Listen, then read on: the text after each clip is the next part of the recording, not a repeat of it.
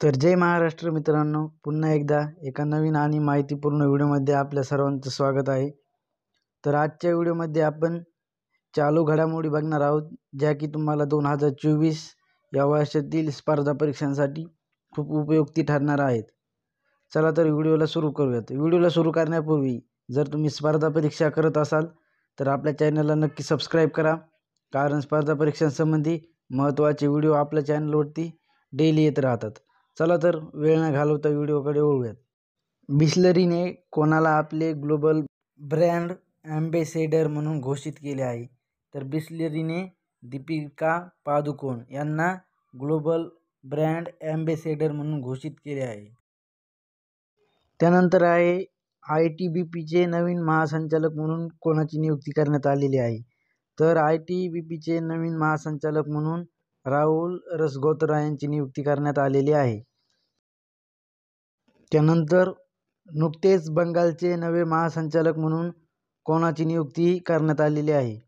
तर नुकतेच बंगालचे नवे महासंचालक म्हणून राजीव कुमार यांची नियुक्ती करण्यात आलेली आहे। नुकतीच बोर्ड ऑफ फिल्म सर्टिफिकेशन पॅनलवर कोणाची नियुक्ती करण्यात आली आहे? तर अक्कला सुधाकर यांची बोर्ड ऑफ फिल्म सर्टिफिकेशन पॅनलवर नियुक्ती करण्यात आलेली आहे। पॉंडिचेरीचे पदसिद्ध कुलपती म्हणून कोणाची निवड करण्यात आलेली आहे? तर पॉंडिचेरीचे पदसिद्ध कुलपती म्हणून भारताचे उपराष्ट्रपती जगदीप धनखड यांची निवड करण्यात आलेली आहे।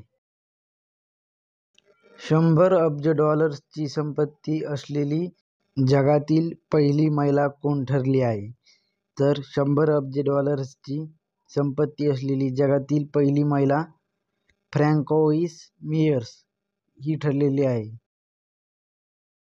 अलीकडेच दिग्गज अभिनेते विजयकांत यांचे निधन झाले आहे। ते कोणत्या पक्षाचे संस्थापक आहेत? तर दिग्गज अभिनेते विजयकांत हे DMDK या पक्षाचे संस्थापक आहेत। जागतिक कुटुंब दिन कधी साजरा केला जातो? तर जागतिक कुटुंब दिन हा 1 जानेवारी रोजी साजरा केला जातो। त्यानंतर शेवटची घडामोड आहे, नुकतेच महाराष्ट्र लोकसेवा आयोगाच्या अध्यक्षपदी शपथ कोणी घेतली? त्यासाठी पर्याय आहेत रश्मी शुक्ला, रजनीश शेठ, राजीव कुमार आणि नितीन करीर। तर या प्रश्नाचं उत्तर तुम्हाला कमेंट करायचं आहे। तर आजच्या व्हिडिओमध्ये एवढ्याच चालू घडामोडी होत्या। लवकरच भेटूत एका नवीन आणि माहितीपूर्ण व्हिडिओमध्ये।